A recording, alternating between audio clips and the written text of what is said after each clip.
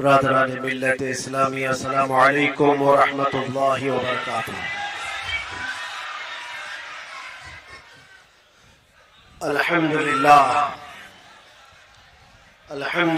الحنان المنان الذي خلق الإنسان وعلمه البيان، والصلاة والسلام على رسوله سيد الإنس والجان وعلى آله وأصحابه ذوي الخير والإحسان، أما بعد، فأعوذ بالله من الشيطان الرجيم، بسم الله الرحمن الرحيم۔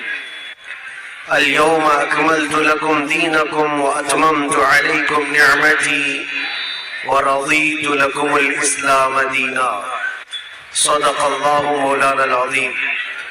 بارگاہ رسالت معاذ صلی اللہ علیہ وسلم میں درود پاک کا ہدیہ پیش کریں۔ اللہم صل علی سیدنا و مولانا محمد معدن الجود والکرم وآلہ واصحابہ الکرام وابنہ الکریم وبارک وسلم صلاة دائمة سرمدا ابدا۔ عزیزان گرامی وقار، مجھے اندازہ اس بات کا کہ جگہ کی یہاں پر بڑی قلت ہے، جو بیٹھے ہیں وہ بیٹھے رہے اور جو کھڑے ہیں انہی کے لیے میں بھی کھڑا ہوں۔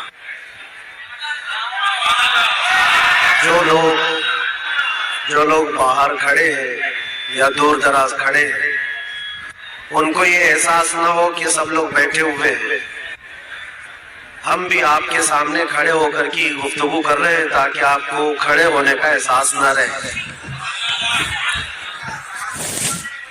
آج لیلۃ القدر ہے اور اللہ کے نبی صلی اللہ تعالی علیہ وسلم نے ارشاد فرمایا، رمضان میں جس نے ایمان کے ساتھ قیام کیا، من قام، قام کا مطلب ہوتا ہے کھڑا ہونا، جو رمضان کی راتوں کو کھڑے ہو کر کے گزارا ہے، اللہ تعالیٰ فرماتا ہے، رسول کریم صلی اللہ علیہ وسلم فرماتے ہیں، غفر له ما تقدم من ذنبه وما تأخر، او کما قال، اس نے اب تک جو کچھ بھی کیا ہے وہ سب گناہ اس کے معاف کر دیے جائیں گے۔ رمضان میں کھڑے ہونے والے کا بڑا شرف ہے، اس کی بڑی سعادت ہے، تو آج کی رات جن کو کھڑے ہونے کا موقع ملا ہے وہ کھڑے رہے، جو بیٹھے ہوئے ہیں وہ بہت پہلے سے بیٹھے ہوئے ہیں۔ اللہ کریم آج کی رات کی برکتیں اور اس کی سعادتیں ہم سب کو عطا فرمائے۔ عبادت کی رات ہے، اللہ کریم کی بارگاہ میں مغفرت طلب کرنے کی رات ہے، اپنے گناہوں سے توبہ کرنے کی رات ہے، گڑ گڑا کر بخشش کا سوال کرنے کی رات ہے۔ لہذا محفل ہم جلد ختم کریں گے، بیان میں بہت لمبا چوڑا آپ کے سامنے نہیں رکھنا چاہتا، اس لیے کہ مجھے پتا ہے ہمارے دو جملے بھی بہت بھاری پڑ جاتے ہیں۔ پوری تقریر کے لیے سہن کرنے کی ابھی طاقت لوگوں کے اندر موجود نہیں ہے، اور خاص طور پر ہم ایسے دور میں جی رہے ہیں جہاں کرٹیسائز بھی کسی کا نہیں کیا جا سکتا۔ نام کے لیے لوگ کہتے ہیں ہمارا سینہ بہت کتنے انچ کا ہے، لوگ کہتے ہیں 56 انچ کا ہے، 55 انچ کا ہے، 54 انچ کا ہے، لیکن برداشت کی طاقت 1 انچ کی بھی نہیں، برداشت کی طاقت۔ اسی لیے ہم لمبی چوڑی تقریر نہیں کرنا چاہتے، 2 جملے ہی کافی ہیں۔ شاعر نے بہت اچھے انداز میں کہا ہے، طوفان نوح لانے سے اے چشم کیا فائدہ، 2 بوند ہی بہت ہیں اگر تجھے اثر کرے، 2 بوند ہی بہت ہیں اگر تجھے اثر کرے۔ اور حب رسول میں مصطفیٰ کریم صلی اللہ علیہ وسلم کے قدموں کو اپنی نظروں میں رکھ کر کے سرشار ہو کر جب کوئی بولتا ہے تو میرے عزیزوں اس کے ہر لفظ میں اثر بھی ہوتا ہے، اور وہ جملے صرف تقریر کے محفل کے درمیان نہیں رہتے، رب تبارک و تعالیٰ پوری کائنات میں اس کو پھیلاتا ہے۔ آج سے 2 سال پہلے ہم نے ایک چھوٹی سی مسجد تھی جس میں 50 لوگ بیٹھے ہوں گے، اور انہی 50 لوگوں کے بیچ میں جذبہ حب رسول میں سرشار ہو کر ایک کتے کو اعلان کیا تھا جو بہت زیادہ بھونکتا تھا نام رسالت پر، حضور پاک صلی اللہ علیہ وسلم پر۔ میں یہ بات کیوں کہہ رہا ہوں؟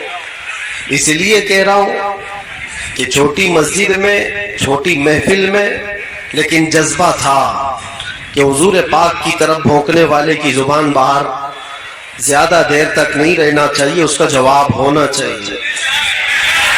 جواب دیا، لوگوں نے کہا آپ کرناٹک میں بیٹھے ہیں، کوئی شمال ہند میں بیٹھا ہے، یہاں سے آپ اپنی مسجد میں بول رہے ہیں، وہاں اس تک پہنچے نہ پہنچے۔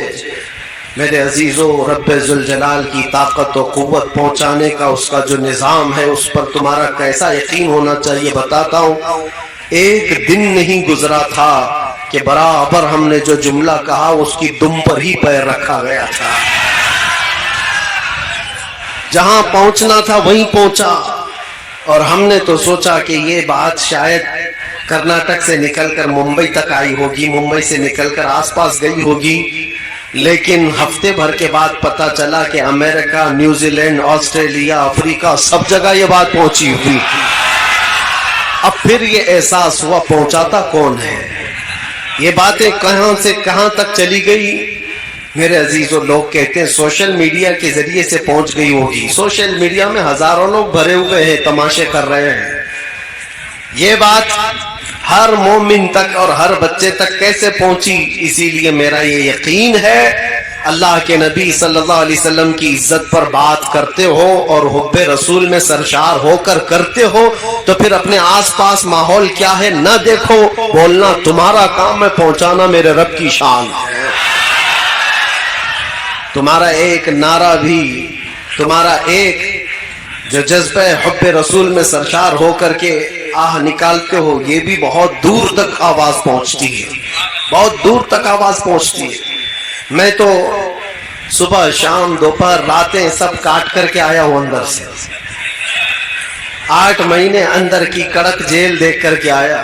اس سے پہلے بھی کہتا تھا، اب بھی کہتا ہوں، جو حالات ہے، چوری کر کے نہیں گیا اور کسی کی پاکٹ مار کے نہیں گیا، سب کو پتا ہے، پوری دنیا بھی جانتی ہے، اور جو لے کر کے گئے وہ بھی جانتے ہیں کس لیے لے کر کے گئے، کس لیے بٹھایا اور کس لیے اتنی دیر تک رکایا، سب کو پتا ہے۔ انہیں معلوم تھا کہ اس کو اندر رکھا گیا اس لیے کہ نام رسول پر زیادہ بولتا ہے، حضور پاک کی عزت پر بولتا ہے۔ یہ بات میں کافی دن پہلے آپ کو بھی آج میں بتا رہا ہوں۔ اب مجھے بلائے ہو تو آس پاس والے اور سارے وہ لوگ اور جو انتظامیہ لوگ ہیں وہ ڈرتے نہ رہ جائیں، اس لیے کہ بہت ساری جگہوں پر معاملات ہوتے ہیں، ڈرایا جاتا ہے، دھمکایا جاتا ہے۔ کس کو بلا رہے ہو؟ اس کو بلا رہے ہو، پہلے ہی سے ان کو ٹائٹ کر دیا جاتا ہے کہ ارے ماحول خراب ہو جائے گا، اتنا بگڑ جائے گا، ایسا ہو جائے گا، ویسا ہو جائے گا۔ جو انتظامیہ ہوتی ہے وہ بیچارے کچھ بھولے بھالے ہوں تو وہی ڈھیلے پڑ جاتے ہیں، بہت شوق سے ہماری تاریخ لیتے ہیں، اس کے بعد جب دن قریب آتے ہیں اور پریشر آتا ہے تو انہیں سمجھ میں آتا ہے کہ ہم تو کس کو لا رہے تھے۔ ان کو لگتا ہے بہت بڑا کچھ ہونے والا ہے۔ میں کوئی بہت بڑا نہیں ہوں اور نہ ہی میرے اندر کوئی بڑی طاقت ہے، لیکن جس بات کا خوف دنیا کو ستا رہا ہے وہ طاقت ہر مومن کے پاس ہے، اور اس طاقت کا نام عشق مصطفیٰ ہے۔ شمال ہند کے ایک مولانا صاحب تھے، یو پی کے رہنے والے، ہم کسی جلسے میں گئے تھے اور واپس آئے تو انہوں نے کہا کہ حضرت مجھے پولیس والوں نے اٹھا لیا تھا، میں اسٹیج پہ بیٹھا تھا، آپ کے بازو لبیک لبیک کے نعرے میں بہت لگا رہا تھا، مجھے اٹھا لیا اور صبح سے شام تک بٹھایا۔ میں نے کہا کیا ہوا؟ ڈر گیا اس بات سے، اور کوئی جرم تو نہیں کیا اور کوئی کرائم تو نہیں کیا؟ کہا نہیں۔ کبھی کوئی جرم نہیں کیا, کبھی کوئی کرائم نہیں, میرے اوپر تو ٹریفک رول توڑنے کا بھی کوئی قانون لگا نہیں ہے اب تک. بس اسی بات پر مجھے اٹھا کر لے گئے اور بٹھائے. میں نے کہا مولانا اب اس میں ڈرنے کی کیا بات ہے, فخر سے کہو دنیا چوری کر کے تھانے جاتی ہے اور تم رسول کا نام لے کر کے گئے ہو. کل قیامت کے دن اس کا صلہ حضور کی بارگاہ میں پیش کر لینا.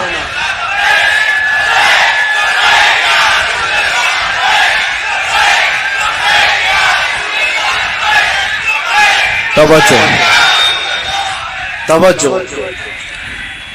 یہ جس طرح کے ماحول میں ہم جی رہے ہیں میرے عزیزو, ایک بات یاد رکھو. قرآن پاک میں اللہ نے فرمایا ان الذین قالوا ربنا اللہ ثم استقاموا, بے شک وہ لوگ جنہوں نے یہ کہا ہمارا رب اللہ ہے, پھر ثم استقاموا, اس پر جمے رہ گئے, ڈٹے رہ گئے. رب تعالیٰ فرماتا ہے تتنزل علیہم الملائکہ, ان پر اللہ کے فرشتے اتارے جاتے ہیں, ان پر اللہ کے فرشتے اتارے جاتے ہیں. اللہ تخافوا ولا تحزنوا, وہ فرشتے تمہیں یہ کہتے رہتے ہیں اب ڈرنا مت, غم مت کرنا. تم نے یہ کہا ہے نا ہمارا رب, کہتے ہو کہ نہیں کہتے ہو؟ ڈر کر کہتے ہو, دب کر کہتے ہو, چھپ کر کہتے ہو.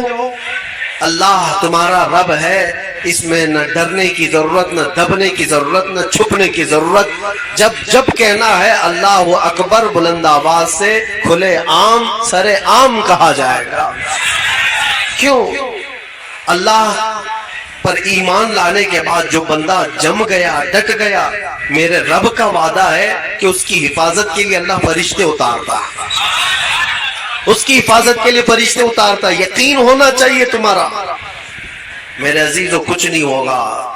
اللہ تخافوا ولا تحزنوا, وہ فرشتے بھی یہ کہتے ہیں اب ڈرو مت, غم مت کرو. وابشروا بالجنۃ التي كنتم توعدون, اتنی ہی بات پر فرشتے یہ بشارت بھی دے جاتے ہیں اللہ نے جس جنت کا تمہیں وعدہ کیا ہے سنو بہت قریب ہے, تمہیں اس جنت کی بشارت دیتے ہیں. اور پھر فرشتے ساتھ میں یہ بھی کہہ کر جاتے ہیں نحن اولیاؤکم فی الحیات الدنیا وفی الآخرہ, ڈرنا مت ہے مومنو. اللہ فرما رہا ہے ہم دنیا میں بھی تمہارے مددگار ہیں اور آخرت میں بھی مددگار ہیں. اللہ فرما رہا ہے ہم مددگار ہیں. وَلَكُمْ فِيهَا مَا تَشْتَهِي أَنفُسُكُمْ وَلَكُمْ فِيهَا مَا تَدَّعُونَ, جو تم خواہش کرو کہ اللہ وہ سب تمہیں عطا کرے گا, اور جس چیز کو تم مانگتے تھے مولا وہ بھی عطا فرمائے گا. جس چیز کا تمہیں وعدہ کیا گیا وہ سب عطا کر دیا جائے گا. نزلا من غفور رحیم. رب تعالیٰ فرماتا ہے, یہ قرآن کی آیت میں پڑھ رہا ہوں آپ کے پاس 25ویں پارے کی. اللہ فرماتا ہے پھر یہ مہمانی ہے تمہاری, مہمان نوازی کی جائے گی غفور الرحیم کی طرف سے. کس بات پر یہ ساری چیزیں کس بات پر مل رہی ہیں؟ صرف اس بات پر جس نے کہا میرا رب اللہ ہے, جس نے کہا میرا رب, اور اس پر جم گیا, اس پر ڈٹ گیا. چاہے اس کی گردن پر کوئی کھڑا ہو جائے, چاہے اس کے سینے پر کوئی بھالا رکھ دے, اور پھر زبردستی پکڑ کر کے کہے اس کا نام لے, اس کا نام لے, اس کا نام لے, اس کا نام لے. مومن اگر ڈٹ گیا, جم گیا اور کہا میری ہر سانس پر اللہ اکبر ہی ہوگا, تو اس کے لیے قرآن میں اللہ فرماتا ہے اس کی مدد کے لیے مولا فرشتے اتارتا ہے. اب یہاں پر ایک سوال ہوتا ہے, ایک سوال کہ مولانا اتنی چیزیں اگر ہے, اللہ کہہ دینے پر فرشتوں کی مدد ہوتی ہے, تو پھر یہ فلسطین والے تو اللہ اکبر روز کہتے ہیں, اور ان کی مدد کیوں نہیں ہوتی؟ فرشتے کب آئیں گے, کب ان کی مدد کریں گے؟ تمہیں اس طرح کے شک و شبے میں ڈال کر کے ڈگمگایا جاتا ہے, تمہارے پاؤں میں زلزلہ لانے کی کوشش کی جاتی ہے. کچھ نہیں, مولانا لوگوں کی باتیں. میرے عزیزو, میں جو بات کہہ رہا ہوں یہ مولانا لوگوں کی بات نہیں, اللہ کا کلام پڑھ رہا ہوں. زمین ٹل سکتی ہے, زمانہ ٹل سکتا ہے, مگر میرے رب کا فرمان غلط نہیں ہو سکتا. ایک شبہ بھی نہیں. قرآن شروع ہی ہوتا ہے کہاں سے پتہ ہے؟ الف لام میم ذالک الکتاب لا ریب فی، سورہ فاتحہ کے بعد سورہ بقرہ جو ہے اس کی شروع کی آیت ہے، اللہ فرماتا ہے یہ وہ عظمت والی کتاب ہے لا ریب فی، اس میں شک کی گنجائش بھی نہیں، شک بھی نہیں کر سکتے ہوگا کہ نہیں ہوگا، ہوگا کہ نہیں ہوگا، نہ ہوگا تو ہوگا۔ اور اللہ فرما رہا ہے تمہاری مدد کے لیے فرشتے اتارے جائیں۔ اب یہ جو سوال ہے اس کو میں بتاتا ہوں، ان حالات میں ان مظلوموں کی مدد کیوں نہیں ہو رہی ہے؟ ان کے لیے کیوں فرشتے نہیں اترتے؟ میرے عزیزوں، کیا تم دیکھ رہے ہو کہ اتر رہے کہ نہیں اتر رہے؟ ہم دیکھ رہے ہیں کہ فرشتے آ رہے کہ نہیں آ رہے؟ جو وہاں کے حالات ہیں یہ بظاہر ہمیں نظر آتے ہیں، لیکن اللہ کا وعدہ سچا ہے، سچا ہے اور سچا ہے۔ جس کے ساتھ اللہ تبارک و تعالی بھلائی کا ارادہ فرماتا ہے اسے شہادت کے مقام پر پہنچاتا ہے، اور جس کو شہادت ملی ہے، جس کو شہادت ملی ہے، جانتے ہو پوری کائنات سمیٹ کر کے لاؤ شہید کے ناخن کے برابر بھی نہیں ہوگی، پوری دنیا سمیٹ کر کے لاؤ شہید کے ناخن کے برابر نہیں ہو پائے گی۔ شہید کو اللہ تبارک و تعالی جو مقام عطا کرتا ہے حدیث پاک میں ہے، اس کی روح نکلنے سے پہلے اسے جنت دکھائی جاتی ہے، اسے جنت میں اس کا ٹھکانہ بتا دیا جاتا ہے۔ تو کیا یہ اللہ کی مدد نہیں ہے؟ کیا یہ اللہ کی رحمت نہیں ہے؟ صحابہ، تابعین، اولیاء سبوں نے یہ دعا کیا کہ اللہ تیرے راستے میں ہمیں موت آئے تو شہادت کی موت آئے۔ کسی شہید کی موت پر تم فخر کرتے ہو کہ نہیں کرتے ہو؟ شہیدوں کو ہم زندہ کہتے ہیں اور قرآن بھی کہتا ہے۔ تو ان مومنین کے ساتھ جو آج ظلم ہو رہا ہے وہ یوں ہی نہیں مارے جا رہے، بلکہ ان کی ہر موت شہید کی موت ہے، وہ شہداء ہیں، شہید ہیں، ان کو اللہ نے جو جنت کا وعدہ فرمایا وہ مل کر رہے گا۔ لیکن تمہارا امتحان ہے، چاہے تمہارے سامنے کوئی مر جائے، کٹ جائے، قتل ہو جائے، ظلم کے ساتھ کوئی پکڑا جائے، مارا جائے، تم اپنے ایمان کے ساتھ اگر باقی رہتے ہو تو یہ اللہ کا وعدہ تمہارے ساتھ ہے۔ ایمان کے ساتھ، کون سا ایمان؟ میں نے کہا ہے میرا رب، ہم نے کیا کہا ہے؟ ہمارا رب، اور پھر اس پر جمے رہ گئے، اس پر جمے رہ گئے۔ یہ ایمان کا ایسا حصہ میں تمہیں بتا رہا ہوں، حدیث پاک میں میرے آقا صلی اللہ علیہ وسلم فرماتے ہیں جس کے دل میں ایمان آ گیا پھر وہ کفر اور شرک سے اتنی نفرت کرتا ہے جیسے انگارے میں ہاتھ ڈالنے سے نفرت کرتا ہے۔ آگ کے تندور میں ہاتھ ڈالنا پسند کرتا ہے کوئی پسند کرتا ہے؟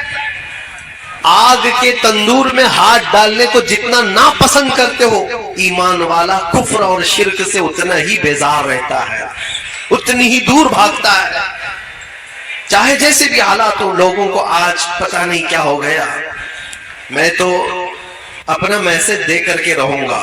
قرآن کیا کہتا ہے؟ یا ایھا الذین آمنوا ادخلوا فی السلم کافہ، اے ایمان والو اسلام میں پورے کے پورے داخل ہو جاؤ، آدھا تیتر آدھا بٹیر نہیں ہونا چاہیے، جو وہ پورے ہو جاؤ۔ ان کو بھی راضی رکھیں گے، ان کو بھی راضی رکھیں گے، تھوڑا یہاں بھی لگا لیں گے، تھوڑا وہاں بھی لگا لیں گے، صبح ان کے پاس چلے جائیں گے، شام میں ان کے پاس چلے جائیں گے۔ پارٹی اس کی بغیر تو چلتی نہیں ہے۔ یہ بہت ساری جگہوں پر آج کے جو حالات ہیں، لوگوں نے یہ سمجھ رکھا ہے سیاست کرنا ہے، پولیٹکس کرنا ہے تو پھر سب کو راضی رکھنا ہے۔ ہم یہ نہیں کہتے کہ سب کو راضی نہ رکھو، راضی رکھو، لیکن اپنے خدا کو سب سے پہلے راضی کرو، اور اللہ بہتر جانتا ہے اس کو تم راضی رکھو گے پوری دنیا کو اللہ تم سے راضی کرا دے گا۔ اس کے دست قدرت میں ہے وہ بندوں کو راضی کرانا، ہزاروں نے لاکھوں کے دلوں کو مولا تمہاری طرف پھیر دے گا، بس اس کو راضی کرو۔ جب رب تبارک و تعالیٰ فضل فرمائے کسی پر تو بغیر کسی پرچار کے لوگوں کو اس کی طرف پھیر دیتا ہے۔ یہ میں نے پریکٹیکل اپنی لائف میں دیکھا۔ ان علاقوں میں میں گیا جہاں کا نام کبھی زندگی میں نہیں سنا، نہ کبھی پڑھا، نہ کسی اور سے سنا، بہار، بنگال، جھارکھنڈ یا اس کے علاوہ، لیکن دیکھ کر کے حیرت ہوتی ہے وہ انجان لوگ جن سے ہمارا کبھی کوئی تعلق نہیں، घंटों हमारे इस्तकबाल में रास्ता तकते खड़े हैं और देखते ही मोहब्बतों का वो नजराना, मोहब्बतों से वो उनकी आवाजें, ऐसा लगता है सदियों पुरानी हमारी कोई मुलाकात है। आज मैं पहली मर्तबा तुम्हारे इलाके में आया, ये जोशो खरोश, ये जो मोहब्बतों के तोहफे, जिस तरह से लोगों का ये इस्तकबाल, ये किस लिए है, किस लिए है? ये सारी चीजें देख करके मुझे कभी अजनबियत नहीं लगती कि हम कोई नए लोग हैं। ये महसूस कराती है ये मोहब्बत कि बरसों पुरानी कोई मोहब्बत है। ये मोहब्बत मेरी अपनी कमाई हुई नहीं है, ना ही मेरे जुबान का कमाल है, ना ही मेरे कोई जिस्म का कमाल है, ना मेरे इल्म का कमाल है।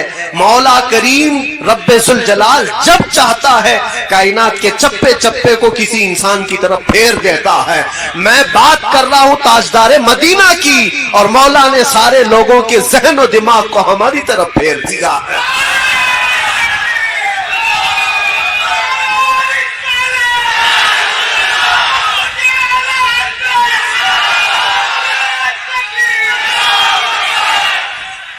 राजी करो उस रब्बे जुल जलाल को, वो अगर राजी है तो सब कुछ ठीक है। अगर वो उसी को नाराज किया और फिर दुनिया को राजी करते करते थक गए, क्या मिला, क्या हासिल क्या है? जिन लोगों के पीछे हम अपनी रातें बर्बाद करते हैं, नौजवानों, जिन दोस्तों को राजी करने के लिए तुमने माल भी बर्बाद किया, वक्त भी बर्बाद किया, फिर भी वो राजी नहीं हुए तुमसे। एक दिन उनके साथ कुछ तुम्हारा बुरा हुआ, वो सारी पुरानी यादें सब खत्म कर दिए, सब ताल्लुकात मिटा दिए जाएंगे। दोस्तों के लिए तुमने अपने माँ बाप के साथ बैठना छोड़ दिया। दोस्तों की वजह से तुम अपने घर में वक्त देना कम कर चुके हो। इस दुनिया को राजी करने के लिए क्या क्या नहीं किया, लेकिन वो राजी कभी नहीं होती। और अगर तुम्हारे 4 दोस्त हैं तो चारों को एक साथ राजी रखो, ये भी मुश्किल है। हो सकता है तुम्हारे किसी काम से 2 राजी और 2 नाराज। ये तो 4 का मसला बता रहा हूं। और जिसको 4000 के बीच में जीना है, वो कब तक उन सबको राजी करता रहेगा? एक एक इंसान को राजी करते करते उसकी लाइफ खत्म हो जाएगी। फिर बाद में पता चला उम्र ढल गई, इनमें से आधे भी राजी नहीं हुए। होता ही यही।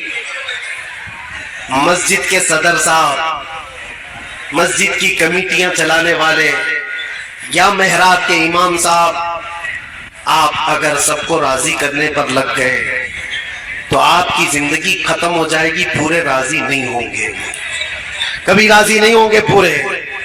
एक बात याद रखो, तुम्हें रब तबारक व तआला ने ये खिदमत अता की है तो सिर्फ रब्बे जुल जलाल को राजी करने पर लगो।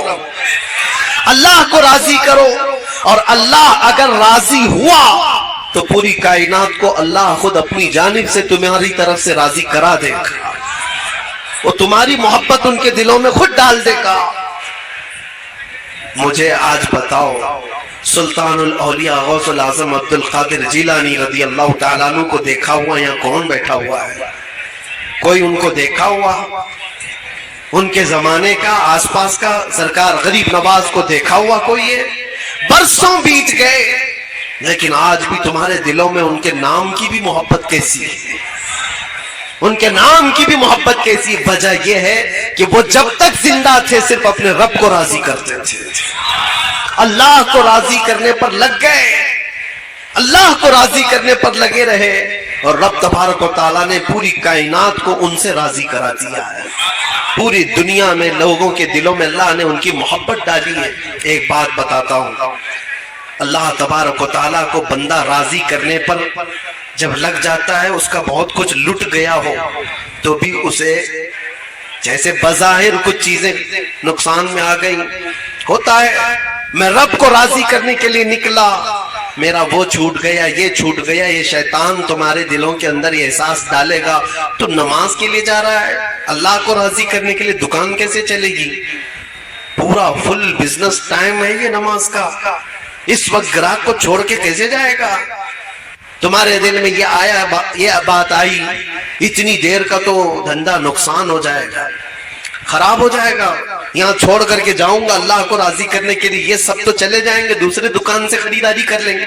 लेकिन तुम्हें पता नहीं मेरे अजीजों, तुम्हें पता नहीं, वो थोड़ी देर के लिए तुम उनको राजी करने के लिए अल्लाह से दूर चले गए, پھر وہ وقت خراب تمہارے اوپر اتنا آئے گا کہ گھنٹوں پھر پیشانی رگڑ رگڑ کر کے مانگتے رہ جاؤ گے، پھر مانگنے کے لیے آؤ گی۔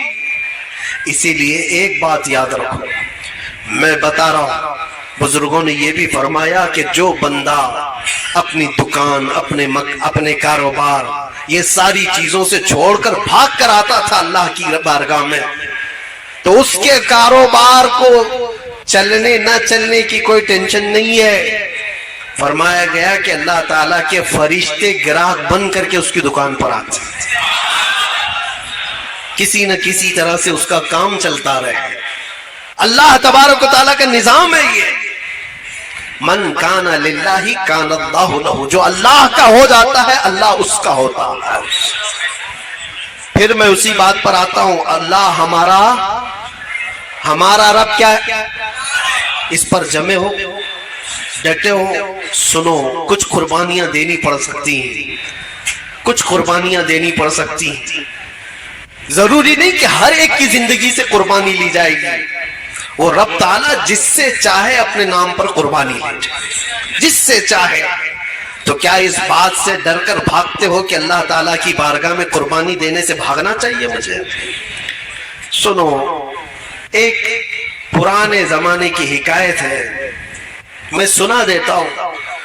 سنا ہے کہ موسیٰ علیہ السلام کے پاس ایک خاتون آئی، اس کے بچے نہیں تھے، اولاد نہیں تھی۔ اس نے آ کر کے کہا کہ آپ دعا کر دے، اللہ میرے حصے میں بیٹا دے دے، بیٹی دے دے، کچھ تو اولاد ملے۔ آپ نے دیکھا اور کہا تیری تقدیر میں اولاد لکھی نہیں گئی، لوح محفوظ میں تقدیر میں تیرے اولاد نہیں ہے۔ وہ خاتون وہاں سے مایوس لوٹی، روتی گڑ گڑاتی ہوئی جا رہی تھی۔ بیچ راستے سے گزرتے ہوئے اس کا ایک درویش کے پاس سے گزر ہوا، ایک فقیر اللہ کی یاد میں ایک درخت کے نیچے بیٹھا رہتا تھا۔ توجہ، اس نے دیکھا اور پوچھا خاتون کیوں رو رہی ہے؟ اس عورت نے کہا ایسا ایسا ہے، میں برسوں سے بے اولاد ہوں، اولاد مانگنے گئی ہوں، تو مجھے بتایا گیا کہ میری قسمت میں اولاد نہیں ہے۔ اس درویش نے کہا گھبرا مت، نا امید نہ ہو، مایوس نہ ہو، رب تبارک و تعالیٰ چاہے تو اس کا لکھا ہوا ہے، وہ پھر لکھ کر کے عطا بھی فرماتے ہیں۔ جا اپنے گھر سجدہ کر، میں دعا کرتا ہوں۔ وہ عورت گئی، روز سجدہ کرتی تھی، دعا کرتی تھی، اور یہ درویش ادھر اس خاتون کے لیے دعا کرتا تھا، فقیر۔ چند ہی دنوں کے بعد اس عورت کے گھر میں حمل کے آثار، اور چند دنوں کے بعد ایک خوبصورت بیٹا پیدا ہوا۔ خاتون کو بیٹا مل گیا، وہ خوشحال، تھوڑے دن اس کی تربیت کرتی ہے، چند دنوں کے بعد دوسرا بیٹا بھی ہوا، پھر چند سالوں کے بعد تیسرا بیٹا بھی ہوا، چوتھا بھی ہوا، پانچواں بھی ہوا، چھٹا بھی ہوا، ساتواں بھی ہوا، 7 بیٹے ہوئے۔ ایک دن حضرت موسیٰ وہاں سے گزر رہے تھے، دیکھا اس خاتون کو، پوچھا یہ کس کے بچے ہیں؟ عورت نے کہا میرے۔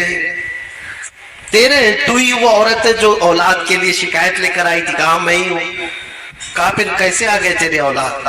کہا بس دعا ہے کسی بزرگ کی اور اللہ کی عطا ہے، اللہ جسے چاہے اولاد عطا کرے، جسے چاہے عطا کرے۔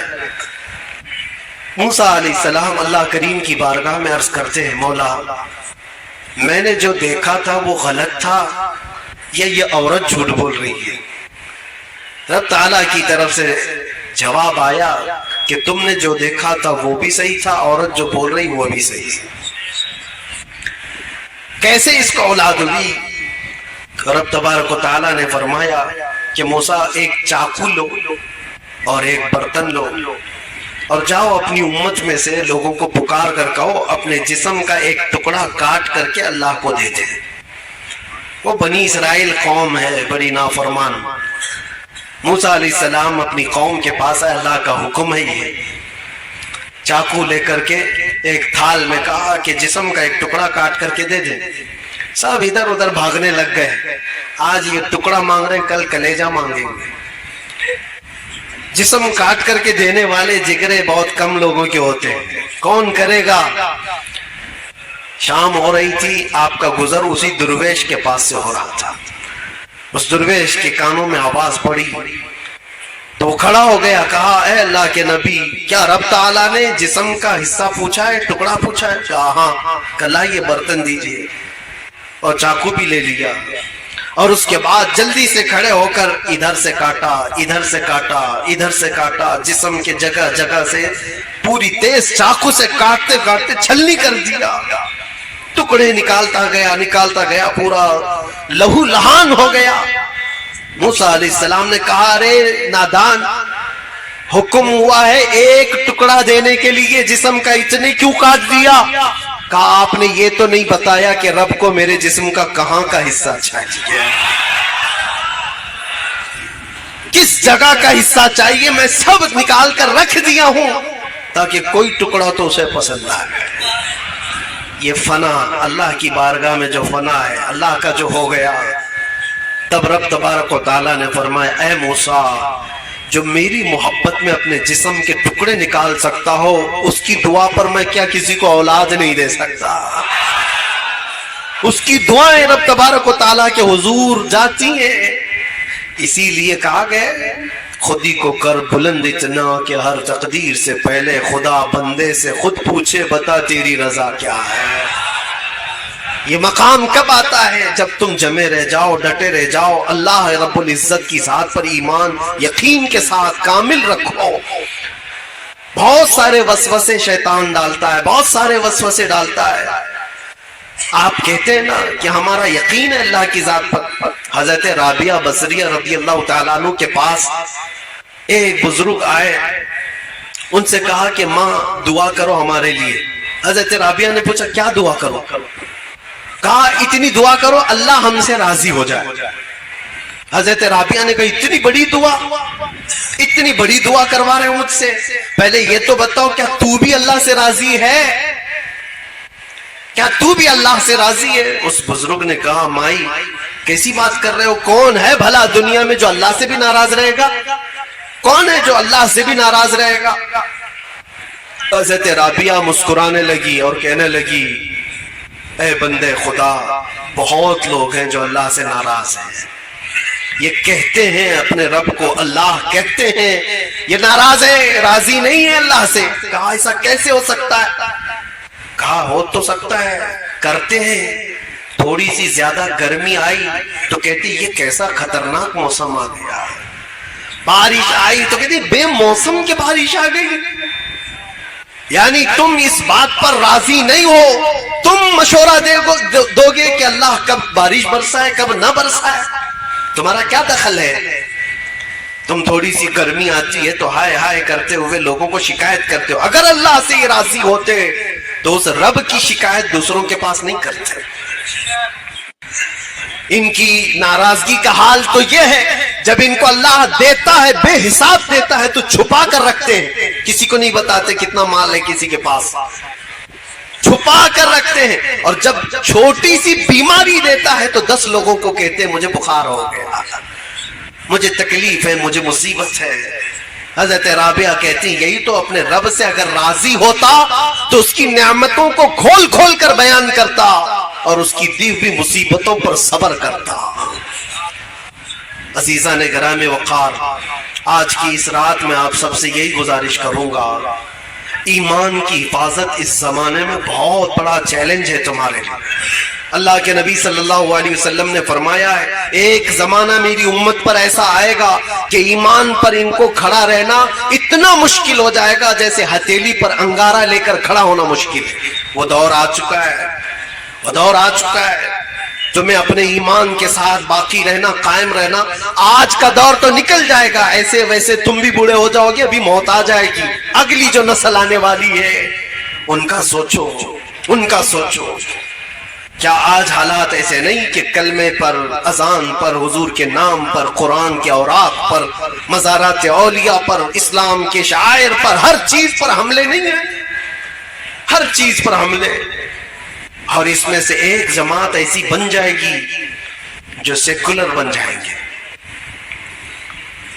ٹوپی داڑھی رکھنے والے وہ سیکولر بن جائیں گے اور کہیں گے ٹھیک ہے ٹھیک ہے، ہم بھی بار بار لا الہ الا اللہ نہیں پڑھیں گے. ٹھیک ہے ہم آزانیں بھی بند کر لیں گے، یہ بھی نکال لیں گے، وہ بھی نکال لیں گے، ہم نیوٹرل ہو جائیں گے، وہ ایک جماعت ایسی بن جائے گی، اللہ اس شریر جماعت سے ہماری حفاظت فرمائے۔ وہ منافقین کی جماعت ہوگی، منافقین ہوں گے جن کا دل کفر کر چکا ہوگا، جن کا دل غیر خدا کو راضی کرنے کے لیے اپنے خدا کو چھوڑ چکا ہوگا۔ آپ کا دل ایسا ہونے نہ پائے، موت قریب ہے، قیامت قریب ہے، نوجوانوں اپنے ایمان کی حفاظت کرو۔ قرآن میں رب تعالیٰ فرماتا ہے ان اللہ لا یغفر ان یشرک بہ ویغفر ما دون ذلک لمن یشاء۔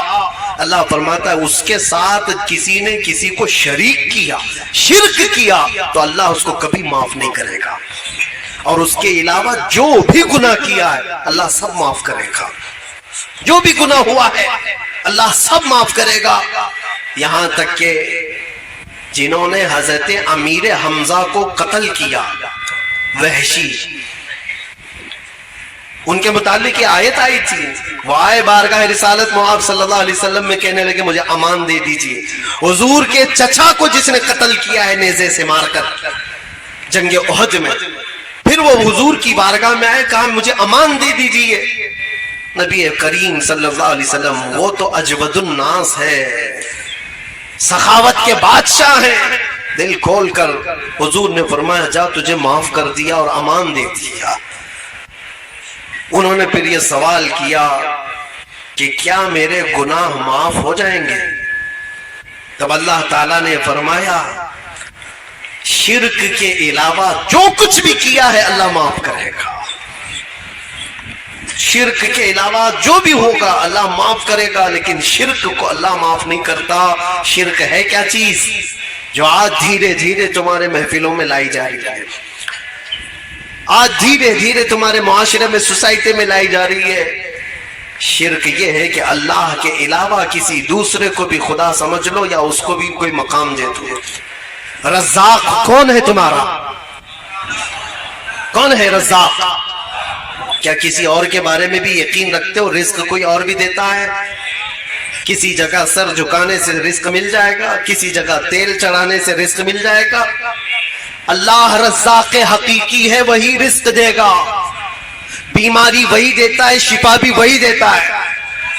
اس بات پر جب تمہارا یقین ہو، جم جاؤ، تو پھر دنیا تمہیں نہیں بہکا پائے گی۔ ایک صاحب آئے، کافی سال پہلے کی بات ہے، کہا پیٹ کا بہت درد ہوتا تھا، بہت درد ہوتا تھا، علاج کراتا رہا۔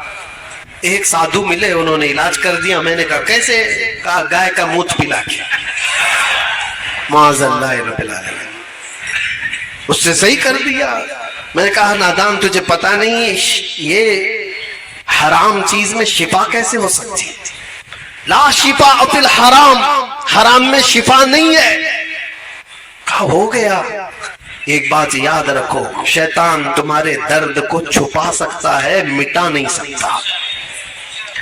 تمہارے درد کے اوپر پردہ ڈال سکتا ہے، لیکن جڑ سے ختم نہیں کر سکتا۔ وہ بیماری اندر ہوگی، یہ تمہیں دھوکہ دینے کے لیے کیا گیا ہے کہ بیماری ختم ہوئی۔ حقیقت میں ہر بیماری سے شفا صرف اللہ کی ذات عطا کرتی ہے۔ ڈاکٹر بھی ذریعہ ہوتا ہے، ڈاکٹر بھی اور دوائی بھی ذریعہ ہوتی ہے۔ بعض لوگ ہم سے یہ کہتے ہیں کہ کافی سال پہلے یہی سیم جملوں پر ایک ماڈرن آدمی نے میسج کر کے کہا تھا کہ مولانا آپ کہتے ہیں اللہ شفا دیتا ہے، اللہ شفا دیتا ہے، کہاں ہے؟ بیمار ہوتے ہو تو ہاسپٹل جاتے ہو۔ میں نے ان سے پوچھا اچھا تمہارے حساب سے کون شفا دیتا ہے؟ کہا ڈاکٹر۔ اس نے کہا ڈاکٹر۔ میں نے ان سے کہا ٹھیک ہے، میں ایک بیمار کو لاتا ہوں اور ڈاکٹر کو یہاں بٹھا دینا، دیکھتا ہوں ڈاکٹر دیکھتا رہے مریض اچھا ہو جاتا ہے۔ کہا نہیں، دوائی دیتا ہے۔ کہا پھر ڈاکٹر کہاں ہے؟ وہ تو دوا صحیح کر رہی ہے، وہ تو دوائی صحیح کر رہی ہے۔ اور اگر دوائی چلی گئی تب بھی میں کہوں گا اگر اس کا ہاضمہ صحیح نہیں تھا، دوائی نکل گئی تو وہ بھی اثر نہیں کر رہی ہے۔ بہت سارے معاملات ہیں شک و شبہ پیدا کرنے کے لیے، لیکن ایک بات یاد رکھو، یہ سب چیزیں ذریعہ ہیں، حقیقی شفا دینے والا صرف اللہ رب العزت ہے۔ ایک دور آنے والا ہے تم پر، اللہ تعالیٰ اس فتنے کے دور سے ہماری حفاظت فرمائے۔ آج تو چھوٹے موٹے دجال آئے ہوئے ہیں، صرف چٹی نکال کے بتاتے ہیں تو لوگ چمتکار سمجھتے ہیں، سمجھتے ہیں کہ یہ چمتکاری بابا ہے، کیا کیا دکھاتے ہیں۔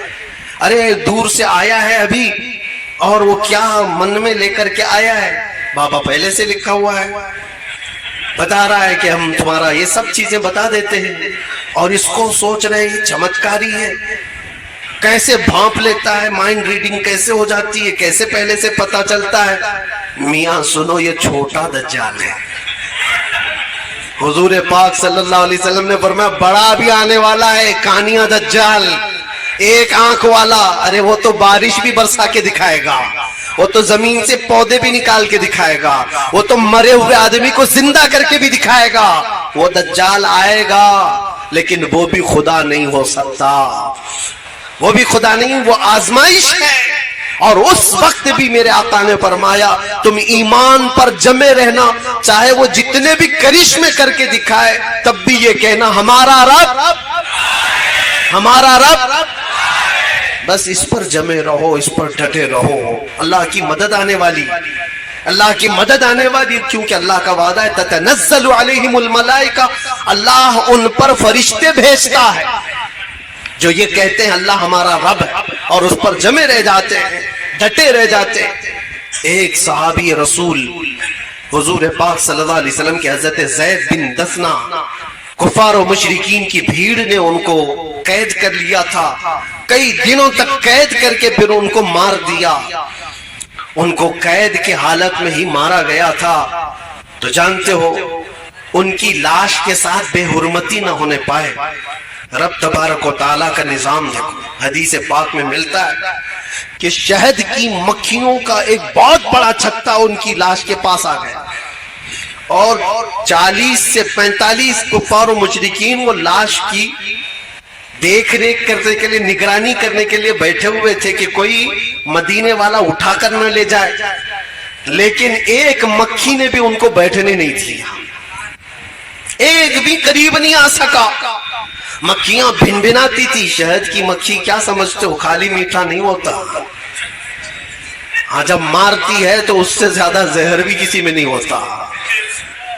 اسی لیے اعلیٰ حضرت فاضل بریلوی رضی اللہ تعالیٰ عنہ عاشق رسول ہیں، حضور کے عاشقوں کی زبان کے لیے انہوں نے خود کہا ہے ہماری زبان وہی ہے کہ ہم حضور کی محبت میں بولیں تو شہد جیسی مٹھاس، اور گستاخوں کے خلاف بولیں تو شہد کی مکھی کا ڈنک لگتا ہے، ایک ہی ہے، دونوں چیزیں اس کے اندر ہیں۔ تو صحابی کی حفاظت شہد کی مکھیوں نے کیا تھا، ان کی لاش کو کوئی چھو نہیں سکا تھا، اللہ کی ذات پر یقین رکھ کر کے جو دنیا سے گئے۔ اور ایک صحابی ہیں، ان کو 2 صحابہ لے کر کے نکلے تھے، ان کی بھی لاش کو کفار و مشرکین نے مار دیا تھا۔ رات کے وقت وہ 2 صحابہ لے کر مدینے جا رہے تھے، پیچھے سے 200 کے قریب گھڑ سوار آئے اور 2 لوگوں کو پکڑنے کے لیے۔ وہ جب زیادہ کفار و مشرکین آ گئے تو یہ 2 ہی صحابہ تھے جو لاش لے کر جا رہے تھے، ایک صحابی رسول کی۔ اب یہ سارے کفار و مشرکین اس صحابی رسول کی لاش کے ساتھ بے حرمتی کریں گے، اب کیا کریں، 2 ہی لوگ ہیں، 2 ہی لوگ ہیں، اب کیا کریں، 200 پیچھے کھڑے ہیں۔ انہوں نے وہ لاش کو نیچے رکھ دیا، زمین پر رکھ دیا، اور زمین سے کہا یہاں تک ہم حفاظت کر سکتے تھے، زمین آگے تو اب حفاظت کر۔ زمین پھٹ گئی، وہ صحابی کی لاش اندر چلی گئی، زمین برابر ہوئی۔ 200 گھڑ سوار مکہ سے آئے تھے، پورا چھان مار لیے ادھر سے ادھر، اس صحابی رسول کی لاش کہیں نہیں ملی۔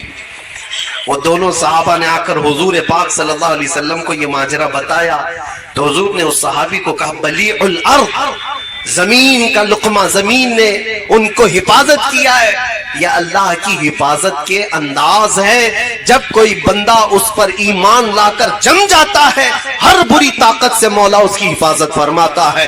کیا تمہیں تاریخ معلوم نہیں جب فرعون سر اٹھا کر کے انا ربکم الاعلی کہہ رہا تھا میں تمہارا بڑا رب ہوں. یہ ابھی جو ہیں یہ بہت چھوٹے ہیں, بڑے بڑے بھی آ کر کے گئے ہیں, انہوں نے کہا تھا میں تمہارا خدا ہوں, میں تمہارا خدا ہوں. 12,000 بچوں کا قتل کیا تھا. کس بات پر جانتے ہو؟ فرعون نے خواب دیکھا تھا, خواب دیکھا تھا کہ ایک تارا آسمان سے ٹوٹ کر گرا ہے اس کی گود میں اور اس کے محل میں آگ لگ گئی. صبح اٹھ کر سارے کاہنوں کو جوتیشوں کو بلایا اور پوچھا کہ اس خواب کا کیا ہو سکتا ہے, اس کی تعبیر کیا ہو سکتی ہے. کاہنوں نے بتایا بنی اسرائیل میں ایک بچہ پیدا ہو سکتا ہے جو تیری سلطنت کو ہلاک کر دے گا. یہ اس خواب کی تعبیر ہو سکتی ہے. جیسے ہی بادشاہ کو یہ بتایا گیا کہ ایک بچہ کوئی ایسا پیدا ہونے والا ہے جو اس کی سلطنت کو ہلائے گا, ٹینشن میں آ گیا اور اس نے آرڈر دے دیا بنی اسرائیل پورے خاندان میں جو بھی لڑکا پیدا ہوگا اس کو قتل کر دو, زندہ ہی نہ رکھو. 1 سال کے اندر اس نے 12,000 بچوں کو قتل کیا. کس لیے؟ ہماری سلطنت کو کوئی ہلانے والا بچہ ہی نہ پیدا ہو, آئے گا تو بھی قتل ہو جائے گا. اسی زمانے میں حضرت موسیٰ علیہ السلام کی پیدائش اور ان کی ماں حاملہ تھی. پیدا ہونے کا انداز بھی دیکھو, وہ تہہ خانے میں گئی. جب پیدا ہو گئے موسیٰ علیہ السلام تو رب تعالیٰ نے ان کے دل میں بات ڈالی کہ ایک صندوق میں اس بچے کو بند کرو اور دریا میں بہا دو. ماں کوئی اپنے بچے کو دریا میں بہائے گی لیکن رب تعالیٰ جس کے ساتھ ہے اس کا دل بھی مضبوط ہوتا ہے. ہم نے دیکھا ہے لوگ دور دراز سے دیکھ کر کے ڈر رہے تھے, یہ 200 لوگوں کے آگے پیچھے چل رہے ہیں, کیا ڈر نہیں ہے؟ مجھے میرے ساتھیوں نے پوچھا کئی مرتبہ کہ آگے اتنے پیچھے اتنے, یہ سائرن بجا رہے, وہ کر رہے, یہ کر رہے. میرے عزیزوں اللہ جس کے ساتھ ہوتا ہے اس کا دل مضبوط ہوتا.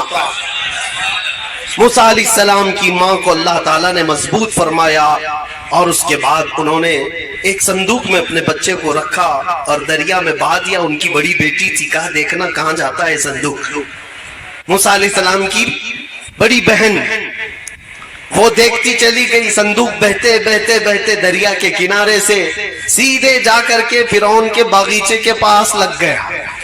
فرعون کے محل کے پیچھے جو باغیچہ تھا دریا وہاں سے بہتا تھا. فرعون کی بیوی ٹہلنے کے لیے آئی تھی, اولاد نہیں تھے گھر پہ.